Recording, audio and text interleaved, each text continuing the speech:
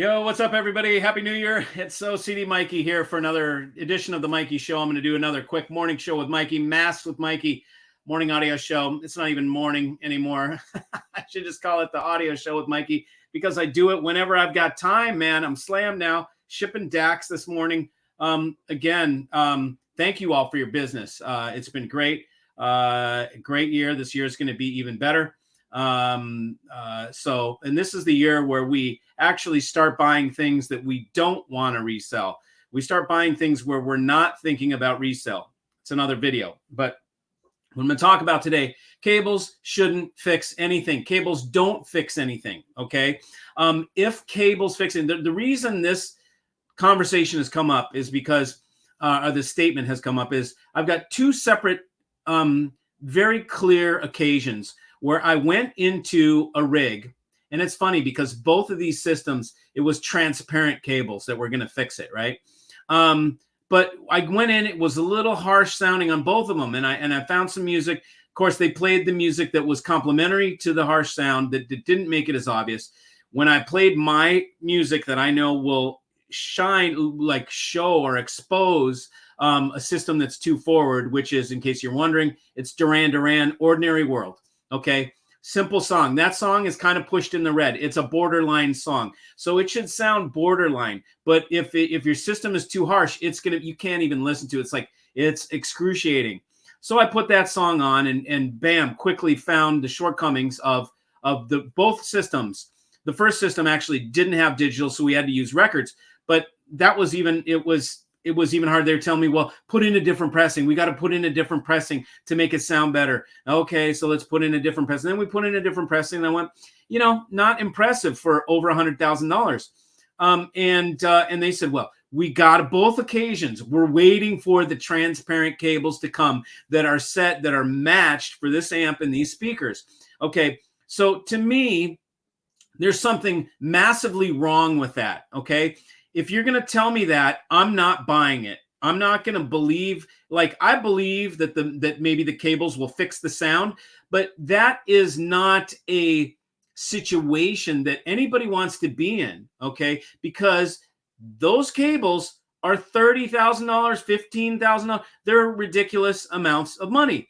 And evidently, the way that rig was set up, which doesn't surprise me that these are dealer rigs, that they're set up where they are reliant on the cables. Because as you know, the cables are an upsell, okay? So to create a system for you that then I have to tell you, you need the cables in order for this to sound right. You got to put the money into the cables. And then I sell you $35,000 cables to make it sound right. That is that is a scheme, okay, in my opinion. That is something designed to make you overspend on your cables. And it should never be that the system is dependent. Oh boy, I'm projecting again too loud, aren't I? I know a lot of people, they get put off because when I get passionate, I speak passionately, right? I project. So I'm gonna pull my reins back because I realize I'm getting powerful. Okay, so it should never be that the rig is that you need the cables to make the system.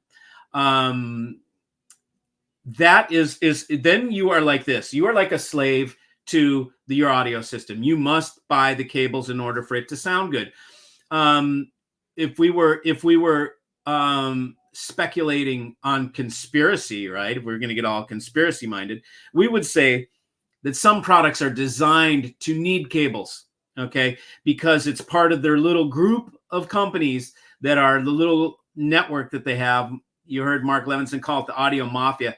It would be a racket, right? You'd have a racket. You'd have a group. This gang helps this gang, helps that gang. The media gang helps the speaker gang, helps the cable gang, helps the amp gang. And they design stuff to need one another, right? So if your components need transparent cables that match the speakers to the amplifier, to me, that's absolute ridiculousness. It's not necessary. You know who taught me this lesson is Mark Levinson. I'll have to give Mark some credit on this because he used to put together his systems with basically high quality zip cable. It was silver. you know, that he had for the Daniel Hertz zip lines or whatever they were. He used to do it with the cello too. Just good quality cables, either pure copper or pure silver, high purity copper, high purity silver, zip cable. That's basically what he had. And that's all you need. I remember when we did a show with LG Audio and he used actual zip cord.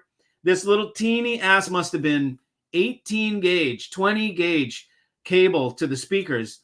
And he basically said, look, the cables don't matter. We can tune the rig for whatever cables there are. So in other words, the reason he said that is because this was a complete audio system in a box. The project for LG was, you know, under $1,000, and it was, or $1,000, and it was the speakers, the amp with the DAC in it, and all the shit. It was and it was this thing that was developed, and you got the whole thing in one box, and you took it all out of the box, and you had an audio system, and they gave you the cables with it, so they had to be cheap cables.